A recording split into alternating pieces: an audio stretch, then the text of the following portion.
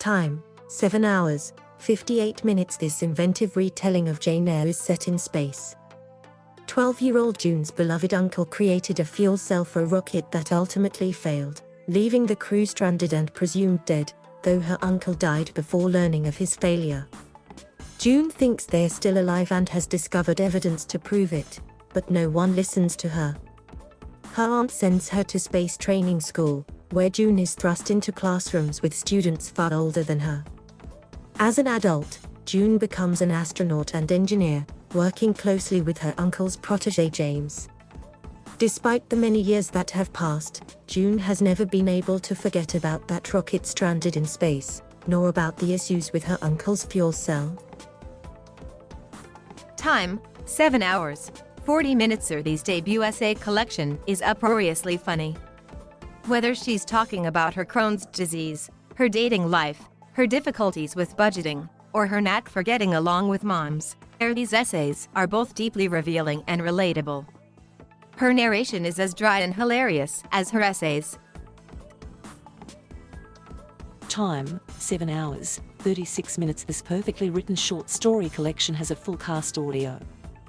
In the first story, Control Negro, narrated by LeVar Burton, a black professor conducts an experiment comparing his estranged son with the ACMs that populate his classroom. If his son has the exact same upbringing and opportunities as his ACM students, will he still experience the systemic racism the protagonist experienced? The second story, Virginia is Not Your Home, written in the second person, is about a black woman who longs to live anywhere but America. All 6 stories in this collection deftly explore the black experience in America, whether it's the present or the future. Time, 7 hours, 35 minutes. This charming and funny memoir in essays describes comedian and playwright Eric Thomas's life as a black gay Christian.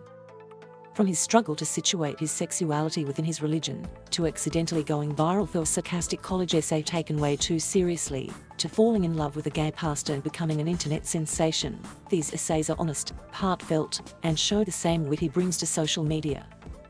The audiobook is delightful, with lots of laugh-out-loud moments.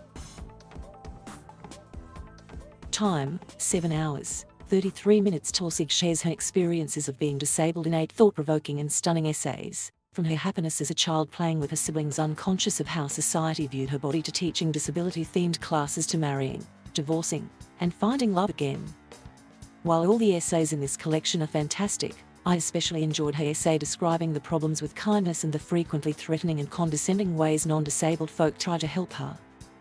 Her essays on teaching and feminism are also equally provocative and will help non-disabled people confront ableism. Time, 7 hours, 30 minutes. Disability rights activist and lawyer Haben Girma describes her childhood and how she became Harvard Law School's first deaf-blind graduate in this powerful and often funny memoir written in short episodes. Her parents were refugees of the Eritrean and Ethiopian War, and Girma credits them with teaching her resilience that she applied to navigating the world as a deaf-blind child and later as a college law student. Haben sees her disability as a source of strength and a way to make the world a better place rather than as a weakness. Girma's narration for the audiobook is expressive and gripping. Time, 7 hours, 23 minutes. This creepy and cleverly written thriller plays with perception. Cassandra met the fairy Pepperman when she was a child. He haunted her steps, hurt her when no one was watching, yet no one else believes he exists. Despite his abuse, Cassandra comes to love him, and they have a child together. Either this story is real or, according to her therapist, she is a victim of traumatic child abuse and has created the fairy community as a coping mechanism. There are no easy answers and, as the story unfolds, the plot grows increasingly more disturbing as murders are added to child abuse. It's an unsettling and captivating audiobook, the kind where it's impossible to stop listening.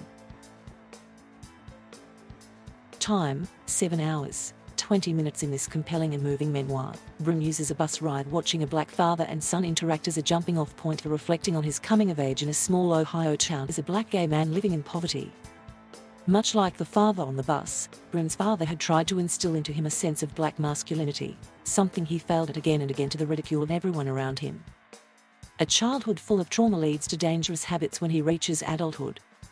It's often difficult to listen to the brutal and raw moments in Brim's life, but this poignant and literary memoir is an essential look into the harm of perpetuating masculine stereotypes. Time, 7 hours, 19 minutes. This 2019 MacArthur Genius Grant winner made his fiction debut with this raw and poetic letter from a son to his illiterate mother. Little Dog, as his family calls him, is the child of Vietnamese refugees. In Little Dog's letter, he reflects on the shared history he's inherited of living in war-torn Vietnam, memories from both his mother and his grandmother. Threaded within these memories are his own experiences with racism in the US growing up poor, his first serious relationship with a man, and his grandmother's death.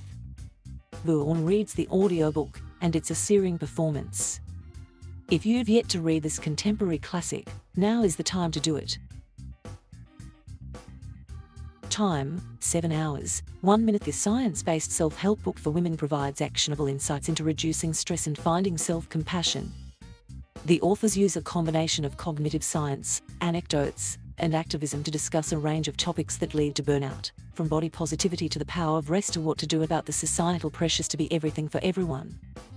Even for readers who aren't experiencing burnout, this book can provide some compelling ways to reduce stress. Time, 6 hours, 57 minutes. Cooper's combination of memoir, research, and sociology makes this a compelling non-fiction about black feminism and what it means to be a black feminist. Cooper focuses on black women's anger and how society often demeans that anger, but how essential that anger is. Her concentration on anger begins with a porch conversation with her grandmother, who rages about love, sex, and marriage. Entwining her own experiences and her research as a sociologist, she writes essays about Serena Williams, Michelle Obama, Beyoncé, respectability politics, and more. Time, 6 hours, 52 minutes.